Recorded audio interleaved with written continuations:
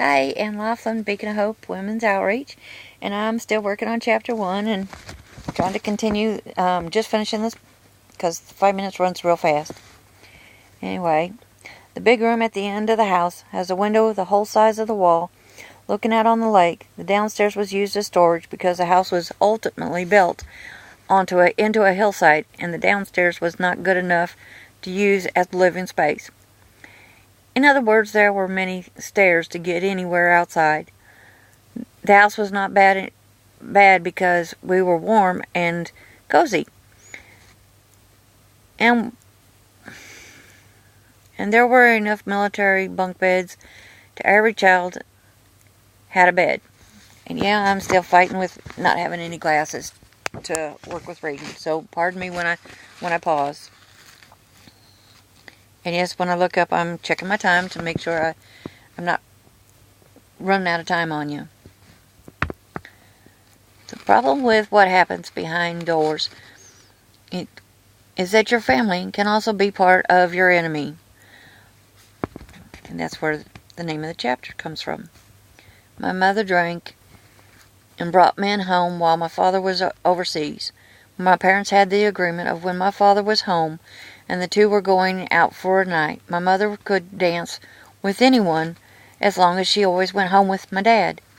My older sister Cheryl protected the younger ones by locking us in closets away from the drunken men my mother called our uncles. And this is a section where my sister got mad because she misinterpreted. She thought that I was accusing her of abusing us by locking us up in a closet. She wasn't. She was protecting us from the abusers. And I appreciate my sister very much for protecting me as much as she could, because she was only a few years older than us, and she still took responsibility to take care of us. Cheryl was more my mother than my real mother. She protected me and gave me guidance when needed, except she did not share the information of how to get pregnant, not natural childbirth, that is. I had the understanding that a C-section, surgery, was how babies were born. A woman goes to sleep and a pretty baby came on out the other end with a horrible boo-boo on the belly. My parents filed for divorce and remarried each other multiple times, which made no sense to me, but I'm glad they were together when I was older later in life. However, their example of how life was to be lived confused me and did not help me to live my life happily either. I felt that I did not have any good examples of marital morals or values within my family. Therefore, I made poor choices. And this is where I go back to saying, you cannot put blames on anybody else. You're still responsible for yourself. And no, that's not in the book, but that should be in the book. Another edit that needs to be done. Anyway, therefore I made poor choices because I was not sure how to make good choices. Good examples are still important in life. Parents need to remember that when they're making decisions on what they're doing and how to do it.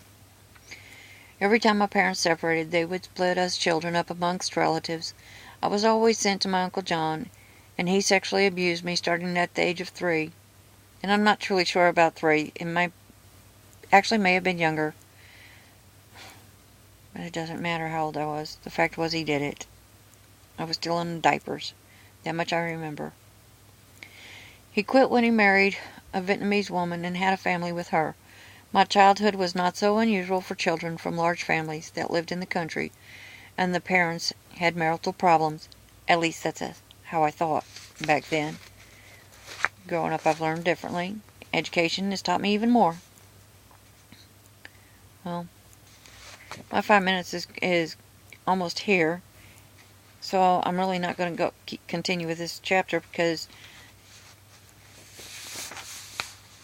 the next paragraph is pretty darn long.